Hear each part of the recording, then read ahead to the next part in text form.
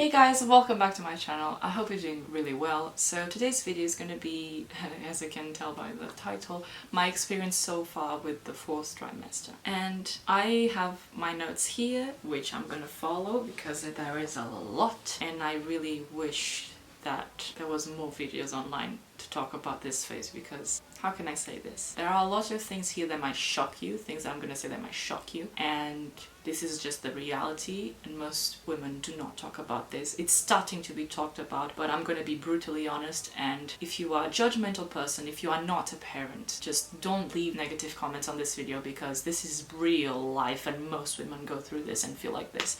Not all of them, but I'm gonna talk about very sensitive topics here, so you do not like these type of videos, please walk away. If you do want to get a bit more informed on what really the 4th trimester can be, just stay on this video. Without further ado, let's just start because there's a lot I want to cover here. So you just give birth, and people think, oh, you gave birth, done, so now it's just, you know, raising the baby. No, you literally just did like the biggest thing of your life, physically demanding and emotionally demanding, so literally you are exhausted and pain, everything is torn up. In my case, I had a 2nd degree tear down there, horrible back pain. I started to have secondary effects from the oxytocin and from my epidural, so I felt sick, dizzy, back pain, torn vagina, and I genuinely felt like I was going to die. And I remember feeling so scared and in pain, and the 4th trimester starts from the moment the baby comes out. People were saying like as soon as the baby's in my arms you forget the pain and you know, and you move on. That's not true. Like in my case it was not true. I was in so much pain to the point that I just couldn't, I could barely hold him,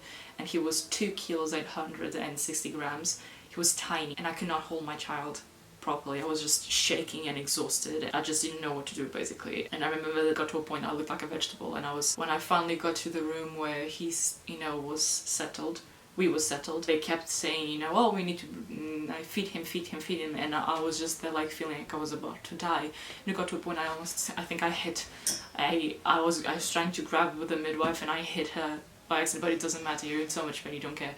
And I remember grabbing her and just say, please don't let me die, please, please help me, I'm in so much pain, give me something for my back. And it's an awful feeling, like you just gave birth and you see your partner and your son and you feel like you're about to die.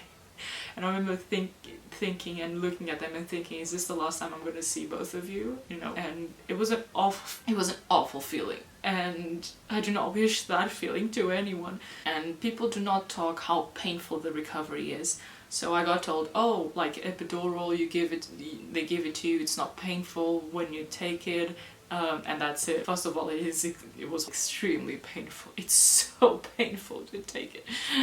Not only is it painful to have it, like after the birth, you have back pain from the epidural, and you have to recover from the epidural. So I had to recover from my normal back pain and labor back pain, epidural back pain. Then I was in pain because of my stitches down there. I was recovering from, you know, constipation and pooping because it's very painful.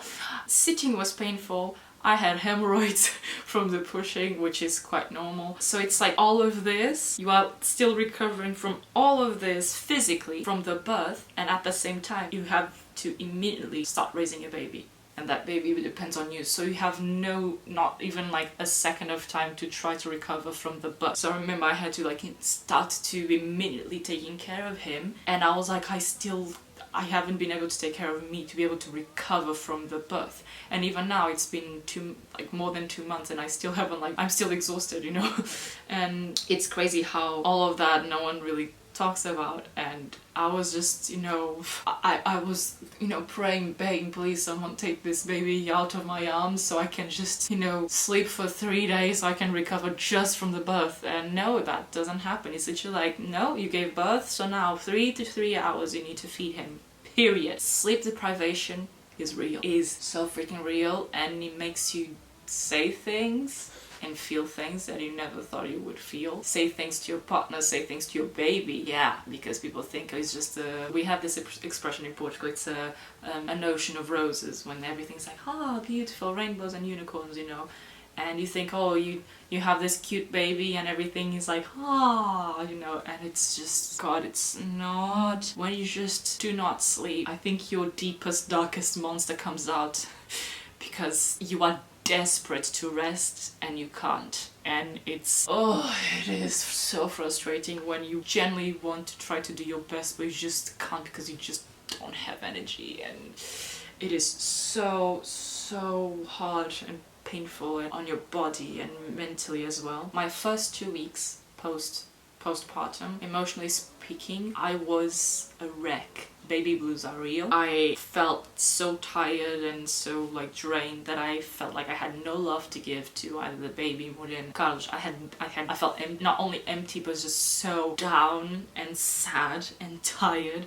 It's a very overwhelming feeling. And even though I felt like this, I still felt like I loved my baby a lot. But you feel at the same time like you are. I felt at the same time I was a horrible mom because I just felt like I couldn't do anything, and I just felt so down. And I literally felt like I didn't enjoy my baby the first couple of weeks. I couldn't feel that. I felt like I couldn't enjoy him enough because of all the tiredness. I think that was the main reason, and just feeling so low. And during his first month, like his colics was so strong, so he would cry hysterically all the time. And it gets to a point that, especially at the beginning, you are constantly worrying, up to the point that when you do get like a tiny bit of sleep, you dream about him, and sometimes he was actually quiet, but you could still hear his cry in your brain, so you can't really rest because you think that he's crying but he's not. You just in your mind you can hear him, and it's just you don't rest. Even when you think you are resting, you just don't. So it's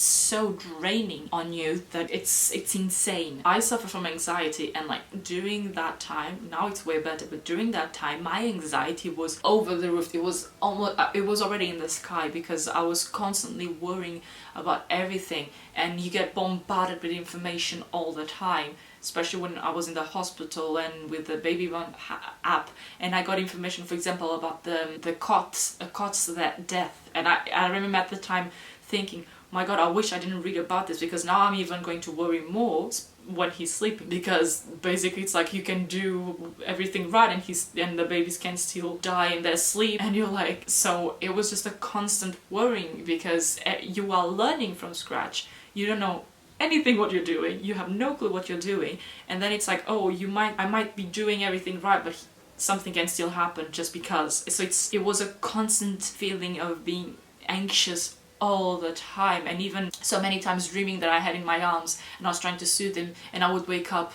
and I would be doing this but in the sheets, so it's like all the time my brain was just like that. And not just me, even the father, it was the same thing. The brain, we were always thinking like, oh my god, we have to calm him down. It got to a point, this is actually funny, in the middle of the night Simon was crying again, and Carlos was next to me, and he thought that he woke up and stood up to go to him, but he didn't. He was still in the bed, but all he did was putting down the sheets and put his hand on my bum and started to do this on my bum, be like, shh, trying to soothing me, because he was dreaming that I was Simon. And then I had to wake him up like, Simon is there, I'm not Simon, go there. That was actually funny. So you get consciously anxious all the time. And during this phase of baby blues, I felt so many times, oh, the dad doesn't love me anymore, he's not gonna love me anymore, he's gonna only love the baby, not me anymore, because you just feel like crap. You feel ugly, you feel gross, you feel in pain and tired,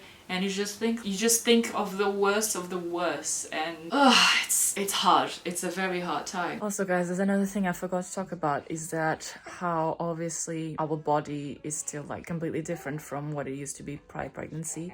And even though people keep saying stuff like, oh, you should be proud because you grew a baby and all of that, we don't feel like that. And actually that doesn't really help us. That makes us feel worse. And for example, now I'm struggling mentally because I've never had like a proper tummy in my entire life. I've always been quite toned. And now I do have like this, this to lose. And it's hard. And sometimes, for example, I'm seeing the videos I film and all of that, and I see myself. And many times we look at ourselves in the mirror and we just don't recognize ourselves, and we feel awful and ugly and fat. And I am struggling mentally with that, even though other people say, oh, you look amazing, or like compared to like there are people who are actually overweight. Like guys, yeah, but this is my body and I'm dealing with my things, and everyone, your feelings are valid. And when I see other women that, for example, are stupidly fit straight after pregnancy, great for them, But personally, to me, I try to avoid seeing those people just because it doesn't help me mentally. But I'm not hating on them, it's not helping me. And some women take years to recover, some women take like weeks, some women take months, and yeah, it's just, I'm really struggling with that too. And I remember thinking many times, and this is the thing that no one tells, this is probably the thing that people will judge, people who are not parents will judge, is that so many times during that time you are so drained of energy, of everything, and you question yourself, did I make the right choice? Did we make the right choice of wanting to be parents? Because it's so draining and tiring. I know it's awful to say this, but in my case I would feel like this a lot. But then when I would see Simon smile or looking so cute, I'll be like, I would melt. But still, some days and still today, I love him from the bottom of my heart. I love this baby. But some days you just want to leave and run away because you're so tired and feeling like absolute crap, like you don't have time for yourself. And it's true, you barely have time for yourself. And I never heard anywhere online other women felt like this, but on, group chats and things like that, now I know that a lot of women do feel like this, but no one really talks about it. And it's awful. It might be an awful thing to say, but it's the truth.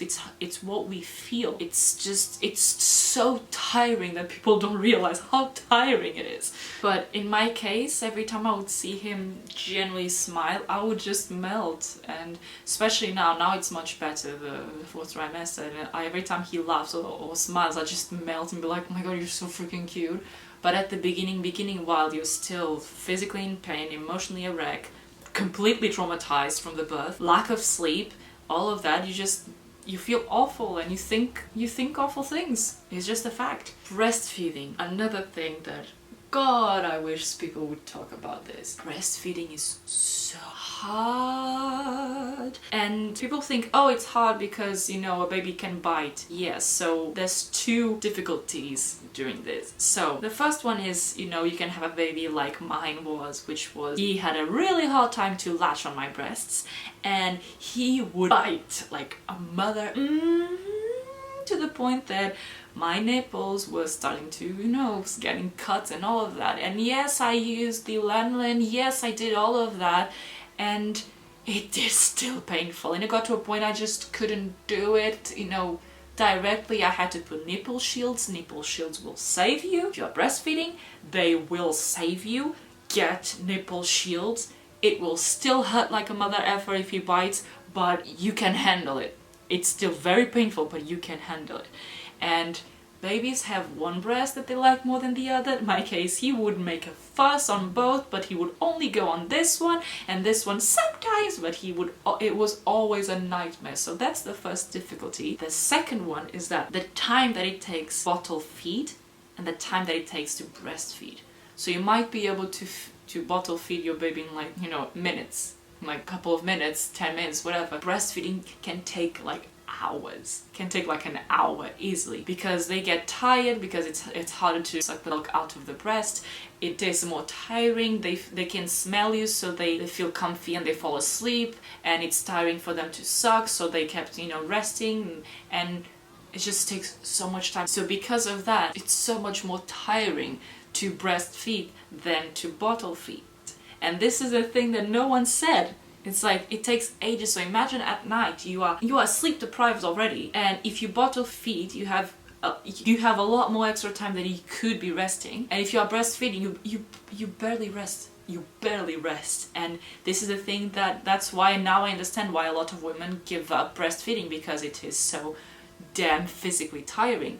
And I do not judge if you do that at all, because I know now how tiring it is and how painful it can be. It is an amazing bond, I'm not gonna lie. It is beautiful to do, but it is so tiring.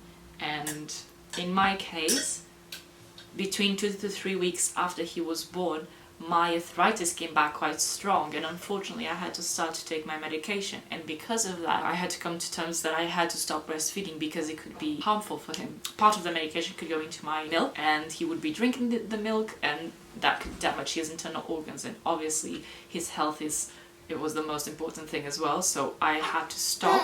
We had to pause this for a diaper change. And because my baba had a colic. But he's okay now. Love you, baby. I kind of lost track of what I was saying, but basically because of my arthritis that came quite strongly, and it was very frustrating being in pain and not being able to hold your child because you are in so much pain, and obviously that couldn't happen again. So I had to start my medication again, and unfortunately with, you know, a lot of talks with the doctors, we came to the conclusion that I had to stop breastfeeding, and emotionally for me, it was hard. Physically, my body thanked me because I was so tired, but emotionally I felt awful because it was something I've always wanted to do my entire life. But at least I was able to give him breast milk for a full month. So like his first feeds were breast milk, which is very good for his health. But in terms of the connection, I miss it. When I see videos of me breastfeeding him at the beginning, I miss it a lot.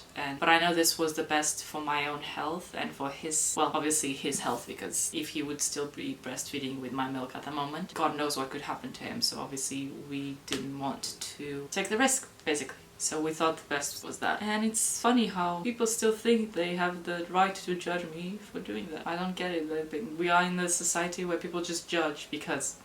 But oh well, that happened, and I remember I was very upset for a long time as well, because I wanted to like push through and just do it. But even now I still have pain. Actually today I'm having quite a lot of pain on my left knee, but it's okay, I'm sitting down. But yeah, it was just very, very upsetting. But it was the best for me and for Simon. And we are both okay. Baby colics. Oh my god, it gets to a point that he's crying so much that you feel awful, that you can see that he's in pain and you can't take away the pain. But you also feel horrible because you have the biggest headache of all the world, and you are sleep deprived, and you just don't know anymore what to do, and you don't know what to do to help him, and you just get frustrated. You are both frustrated, and sometimes the best thing, unfortunately, is to literally leave him in a place and you take 5 minutes to breathe because you are driving absolutely insane. And we know that they are in horrible pain. Oh, but sometimes it's, ooh, you see him he turns purple almost because he's crying so hard, and you're just there trying to help and you don't know anymore what to do, and it's so hard and frustrating to see your baby like that. Isn't that right, Baba?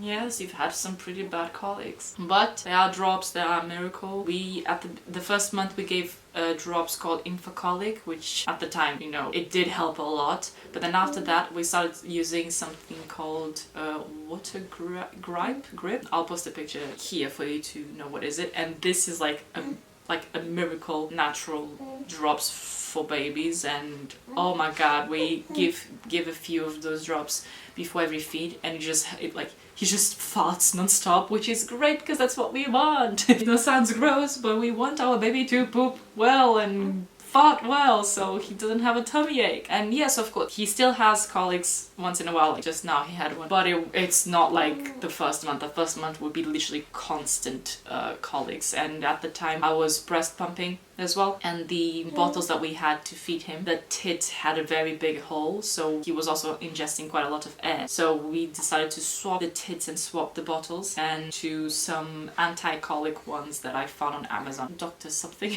and I think it's called New. I'll post pictures here of the bottles as well. And it's just like the drops plus that, plus learning how to do tummy massages and colic relief massages, like all of that helped for him to like finally be able to poop well, to fart well, and to, you know, control these colics, because everyone in this house was driving insane, even Morena. Morena was getting very angry as well with the fact that he was always crying. Even at night she would start to be like doing this, and starting to get annoyed because she wanted to sleep too, and no one in this house was sleeping for like 4 weeks. So apparently, I didn't know this, but apparently this is like a common thing for the 4th trimester. I started to have lots of allergies. Like itchiness here and sneezing all the time, itchiness inside my nose. Now it's much better. Well, I'm having allergies, but now it's a different thing. It's because of the dust from the heaters that I need to get like a proper duster to go inside the heaters. But I still have some sort of itchiness here sometimes, and itchiness on my nose and on my throat.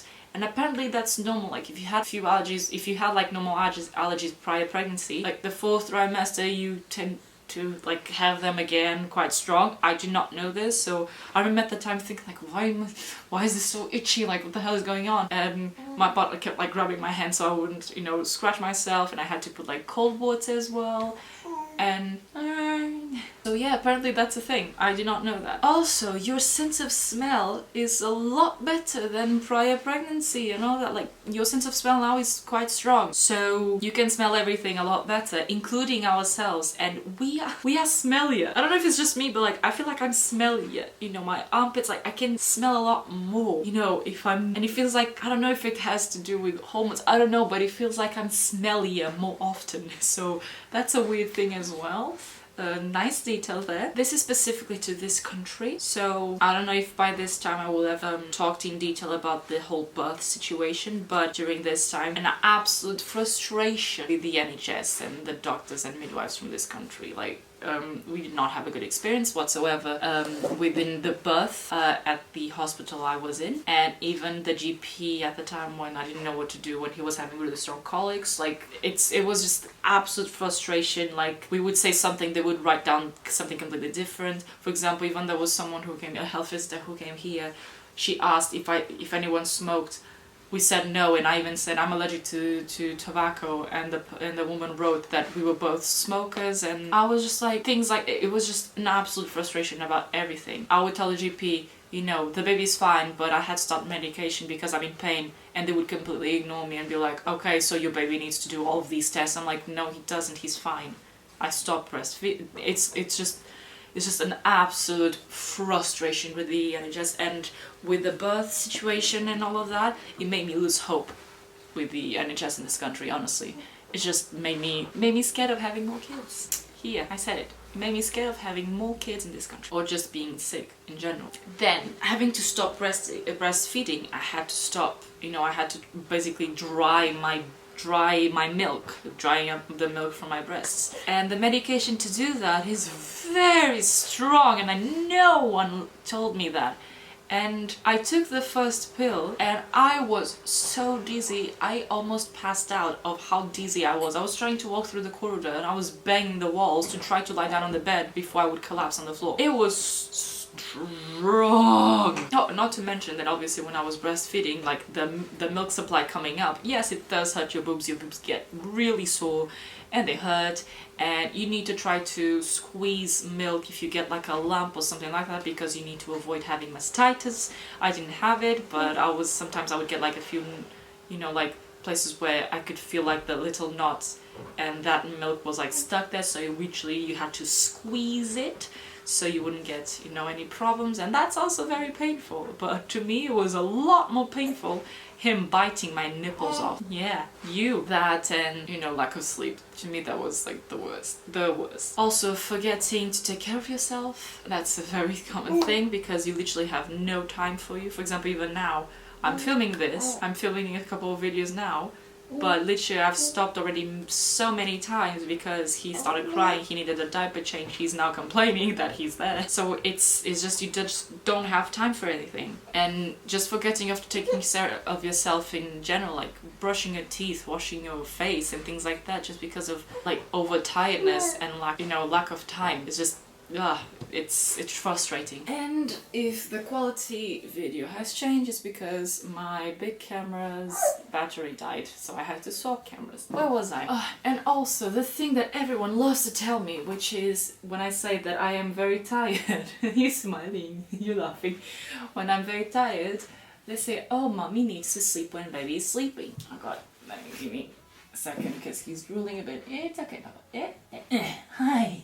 I know, it's so much fun. When people say that, I'm like, yes, that's very nice. But it's just me and Carlos. We have no help, and I have to do everything while he's at work. And it's like, not only I have to take care of him, then I have to take care of me, and then I have to eat and shower and clean the house and take care of his clothes. So it's like, it's very nice when people say, oh, you need to sleep while the baby's sleeping. But I also need to make sure that I survive too. You're able to take care of him. That's what people don't understand. It's very nice, yeah, I know, it's true. People don't think like that, but it's true. It's a lot harder when you are alone in a different country, yes. The other thing that we struggle during 4th trimester is that you are severely exhausted. But even then, sometimes you are so exhausted but you still can't sleep because your brain is still like ongoing, because you are always on the go. And I've read something, it's true, they said that being a full-time parent it's equivalent to having two and a half full-time jobs, and it's so freaking true. And it's just like literally from you are non-stop doing things, either taking care of him or the house or you or dinner or cooking, anything. Like I'm always on the go. So sometimes I'm exhausted and I stop, but my body is telling me to stop. My brain is still like this. Like I still have to do this and this and this, and it's very tiring. You wanna come up here? Yes? No? Okay. Brenna is back, you know, to give me company. And postpartum depression is real, or what they call baby blues, and I've had mine for like almost a full month, which I feel bad. Women who gave birth and now moms, they understand what I'm saying when it's a common question of, oh, when did you actually started enjoying your baby?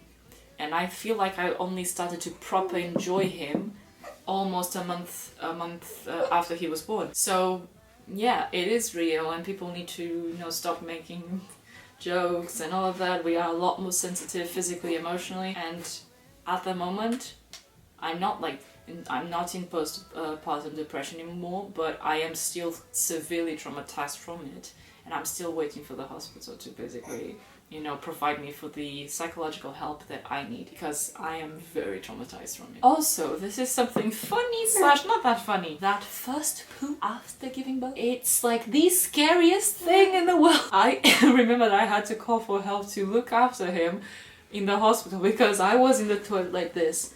Like, it's coming! It's about to come! And oh my goodness, it is the scariest thing because you have stitches down there. It is scary. All of that is scary. And also the first time you do, you know, the hanky-panky down there again, it is so scary. In my case, I don't know about other people, but it is painful. I feel like I literally am losing my V card again. It was painful. Ugh. And yep, that first poop is so freaking scary. So freaking scary. And also, obviously, because we are super tired during this period, we tend to be more impatient. Like we get more patient because we learn to be more patient because we are parents, but we are impatient within the patience. Does that make sense? I don't know if it makes sense. Maybe for parents it makes sense. But then now, for example, I'm these like slightly more than 2 months. Now it's starting. Yes, it's still exhausting, and at night he still wakes up. But the first month is awful, absolutely awful, but then after that it starts to get better. At least in my case it was. And the playful times with him are just so nice and full of love, and it just brings you so much joy to see him smile and talk. Oh, isn't this fun, seeing mummy film? Yes, it is. And yes, you develop this baby voice that they love. Yes. Yes, he's smiling a lot now. Those like playful times where you just like make sounds and he just laughs or smiles is just, you feel the biggest joy in the world. That's like, now I can enjoy my baby. Now I do enjoy him a lot, even though sometimes he still drives me nuts. And it feels like sometimes when he smiles, it feels like the world stops. You just feel like there's unconditional love. Oh, it's just the best. And it's worth it, even though sometimes you just feel like absolute schnitzel and you feel awful. And I've been starting to working out again, and that's the thing, you have no time for nothing, so literally everything I do I need to bring him with me or for him to stare at me. Like now I'm filming, but I have to have him here to make sure that he doesn't freak out and all of that, but still sometimes he cries for no reason and I have to, you know, soothe him and all of that. Every time I work out I need to put his chair on the floor so he can see me during the entire workout so he doesn't freak out, and even then sometimes he still cries, so it's, I have to do number 2, which takes longer now because I do have hemorrhoids and it freaking hurts. And because I know I'm gonna take time, and he gets scared if he gets lonely, so he stops crying and all of that. So for me to not have such a big headache, I have to literally like bring him, you know, and it's like that. And I'm very excited for him to be a bit more independent in the way that we can, you know, like proper play. Because for example, I don't judge parents that do this, they get, but in my case, my head, it doesn't make sense. At this stage, a lot of parents buy lots of toys and this and that for their babies. To me, it doesn't make sense because he's just like there.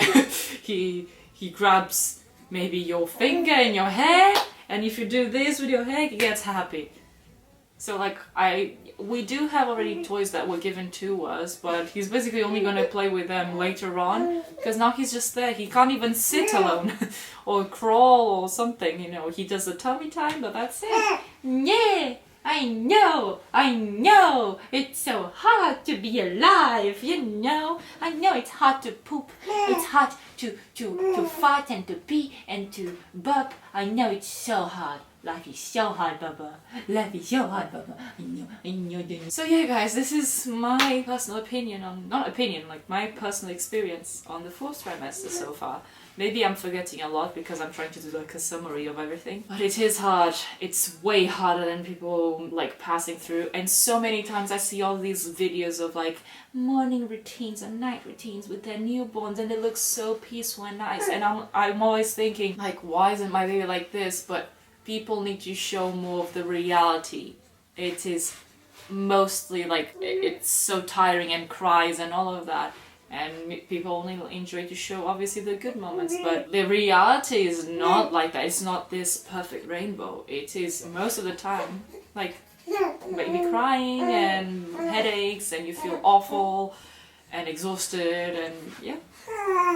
And not everyone has all the gadgets in the world for babies that can help them out. We live in a 1-bedroom apartment. I don't have those like swaddly things or like swinging things. I don't have any of that. I have a buggy, and we've got a Moses basket because it was literally given to us, otherwise it would have gone to charity. And we have to use what we got. We improvise a lot. And yeah, this is the reality of having a baby. Yay! I had a person, which I will not say the name obviously, but I had someone saying that if I had known it was this hard, I honestly don't know if I would have tried to have kids. And I've heard a lot of women saying that, and that's okay to think like that, because only people who actually go through with this actually understand how hard and difficult and painful it can be to become a parent and to be a parent. Oh well, this is life. Yeah, Baba! I wouldn't trade this for anything, because you are worth it, even though sometimes you drive Mommy insane. I still love you so much. Yeah, guys, if you enjoyed this video and you find this helpful in any way, shape or form, please give it a like, share it with your friends. Subscribe to the channel if you wish to see more content about this, because obviously now my channel is going to be a lot more focused in motherhood as well, because it's my life now. Turn on the notification bell so you can be notified when I post more videos, and please let me know if you are a mom, dad, like share your experience, and do not be afraid of being truthful, because it's time for people to talk about all the truths about this part of life. Yeah, Mama, yeah. So you guys, thank you so much for watching, and remember, be happy and have a magical life.